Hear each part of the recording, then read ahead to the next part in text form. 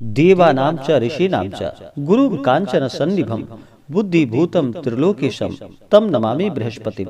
जय श्री बृहस्पति देव, जय श्री राधे कृष्ण। आप सभी का हमारे YouTube चैनल पे बहुत बहुत स्वागत है। आइए आज सुनते हैं गुरुवार व्रत की कथा। गुरुवार के दिन भगवान बृहस्पति देव का पूजन किया जाता है। भगवान बृहस्पति देव अपने भक्तों की सभी इच्छाओं को पूर्ण करने वाले हैं। जो भी सच्ची श्रद्धा के साथ, नियम और निष्ठा के साथ गुरुवार के दिन भगवान बृहस्पति देव का पूजन करते हैं, व्रत रखते हैं, कथा श्रवण करते हैं, भगवान बृहस्पति देव की कृपा से उन्हें सभी प्रकार के सुख और समृद्धि की प्राप्ति होती है। केले के वृक्ष में भगवान बृहस्पति देव का वास माना गया है। गुरुवार के दिन केले के वृक्ष में गुड़ मिश्रित जल डालना चाहिए। इससे भगवान बृहस्पति देव अति प्रसन्न होते हैं। वहाँ पे एक दीपक जलाए। भगवान बृहस्पति देव को पीला वस्तु अति प्रिय है, तो उन्हें पीला वस्तु का भोग लगाए। गुड़ और चने की दाल का भोग लगाए। गुरुवार व्रत का कथा श्रवण करे, इससे भगवान बृहस्पति देव अति प्रसन्न होते हैं। गुरुवार के दिन कुछ बातों का ध्यान रखना चाहिए। गुरुवार का जो भी व्रत कर रहे हों या ऐसे भी गुरुवार के दिन शुद्ध और सात्विकता का पालन करना चाहिए। गुरुवार के दिन तामसिक वस्तुओं का प्रयोग नहीं करना चाहिए। इस दिन मांस और मदिरा का प्रयोग बिल्कुल भी ना करें। गुरुवार के दिन बाल और दाढ़ी नहीं कटवानी चाहिए। इस दिन नाखून नहीं काटनी चाहिए। धर्म का आचरण करना चाहिए और सच्ची लगन के साथ, सच्ची श्रद्धा के साथ भगवान बृहस्पति देव का पूजन करना चाहिए।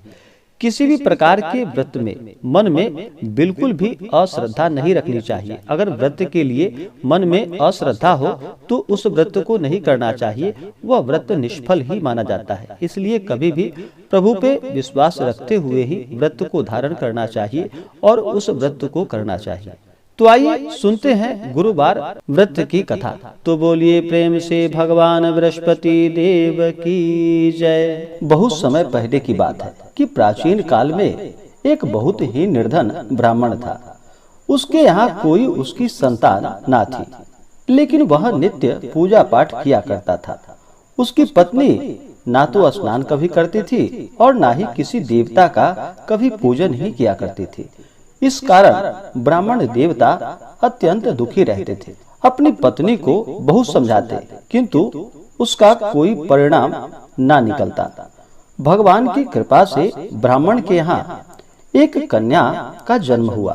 अब कन्या बड़ी होने लगी और प्रातः काल स्नान करके वह भगवान विष्णु का जप किया करती थी और बृहस्पतिवार का व्रत भी करने लगी। पूजा पाठ समाप्त कर जब पाठशाला जाती तो अपनी मुट्ठी में जौ भरकर ले जाती थी और पाठशाला के मार्ग पर डालती हुई जाती थी और फिर लौटते समय वही जौ स्वर्ण के हो जाते थे। उसको बीन कर अपने घर लेकर के आती। एक दिन वह बालिका सूप में उन सोने के जौ को फटक कर साफ कर रही थी कि तभी उसकी माँ ने देख लिया और कहा कि बेटी, सोने के जौ को फटकने के लिए सोने का सूप भी तो चाहिए। दूसरे दिन गुरुवार था। कन्या ने फिर से व्रत रखा और भगवान बृहस्पति से सोने का सूप उनसे देने की प्रार्थना की और कहा कि हे प्रभु, यदि सच्चे मन से मैंने आपकी पूजा की हो तो मुझे सोने का सूप प्रदान करो। भगवान बृहस्पति देव ने उसकी प्रार्थना को स्वीकार कर लिया। अब रोजाना की तरह वह कन्या जौ फैलाती हुई पाठशाला चली गई। जब पाठशाला से लौटकर वह जौ बीन रही थी तो भगवान बृहस्पति देव की कृपा से उसे सोने का सूप प्राप्त हुआ।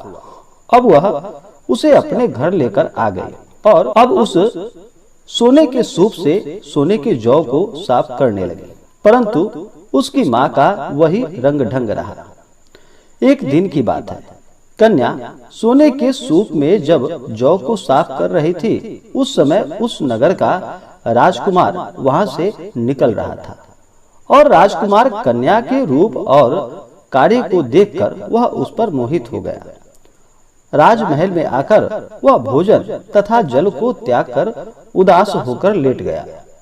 राजा को जब राजकुमार द्वारा अन्न और जल त्यागने का समाचार प्राप्त हुआ तो वह अपने मंत्रियों के साथ अपने पुत्र के पास पहुंचा और पूछा कि हे बेटा, तुम्हें किस बात का कष्ट है?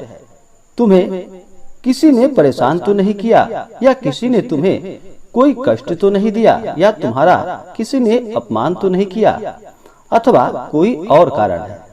मुझे सब बताओ, मैं वही कार्य करूंगा जिससे तुम्हें प्रसन्नता की प्राप्ति हो सके। अपने पिता की बातें सुनकर राजकुमार बोला कि हे पिताजी, मुझे किसी बात का कोई दुख नहीं है, किसी ने मेरा अपमान भी नहीं किया है, परंतु मैं उस लड़की के साथ विवाह करना चाहता हूँ जो लड़की सोने के सूप में जौ को साफ कर रही थी। राजकुमार ने राजा को उस लड़की के घर का पता भी बता दिया और फिर राजा ने अपने मंत्री को आदेश दिया। मंत्री उस लड़की के घर गया। मंत्री ने ब्राह्मण के समक्ष राजा की ओर से निवेदन किया।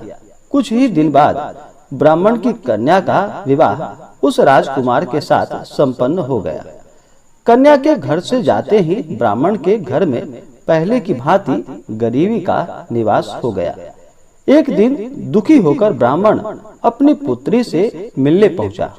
बेटी ने पिता की अवस्था को देखा और अपनी माँ का हाल पूछा। ब्राह्मण ने सभी हाल कह सुनाया। कन्या ने बहुत सा धन देकर अपने पिता को वहां से विदा कर दिया। लेकिन कुछ दिनों के बाद फिर वही हाल हो गया। ब्राह्मण फिर अपनी कन्या के यहाँ गया और सभी हाल अपनी पुत्री से बोला। तो पुत्री बोली कि हे पिताजी, आप माता जी को यहाँ लिवा लाओ, मैं उन्हें वह विधि बता दूंगी जिससे कि गरीबी दूर हो सके। ब्राह्मण देवता अपनी स्त्री को साथ लेकर अपनी पुत्री के पास राजमहल पहुँचे तो पुत्री अपनी माँ को समझाने लगी कि हे माँ, तुम प्रातः काल स्नान आदि करके भगवान विष्णु का पूजन करो और बृहस्पतिवार का व्रत करो तो सब दरिद्रता दूर हो जाएगी। परंतु उसकी माँ ने उसकी एक भी बात नहीं मानी। वह प्रातः काल उठकर अपने पुत्री की बच्चों का जूठन को खा लेती थी। एक दिन उसकी पुत्री को बहुत गुस्सा आया। उसने अपनी माँ को एक कोठरी में बंद कर दिया और फिर सुबह उसे स्नान कराकर पूजा पाठ उससे करवाया तो उसकी माँ की बुद्धि ठीक हो गई। इसके बाद वह नियम पूर्वक पूजा पाठ करने लगी और प्रत्येक बृहस्पतिवार को व्रत भी करने लगी। और फिर बृहस्पतिवार के व्रत के प्रभाव से उसे सभी प्रकार के सुख और समृद्धि की प्राप्ति हुई। मृत्यु के बाद वह स्वर्ग को गई। वह ब्राह्मण भी सुख पूर्वक इस लोक का सुख भोग कर अंत में स्वर्ग को प्राप्त हुआ।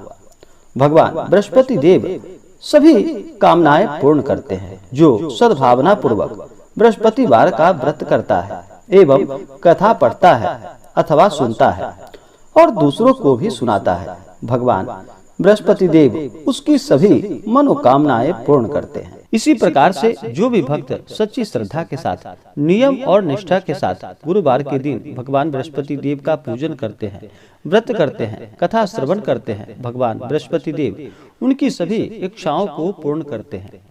तो आशा करता हूँ कि यह जानकारी आपको अच्छा लगा हो। ऐसे ही ज्ञानवर्धक जानकारियाँ प्राप्त करने के लिए हमारे इस चैनल को लाल बटन दबा करके सब्सक्राइब करें, साथ में बेल आइकन घंटी दबाएं ताकि मेरे वीडियो का नोटिफिकेशन आपके पास सबसे पहले पहुंचे। वीडियो को लाइक और अपने मित्रों तथा दोस्तों के साथ शेयर करें। सुखी रहें और स्वस्थ रहें। जय श्री राधे कृष्ण। धन्यवाद।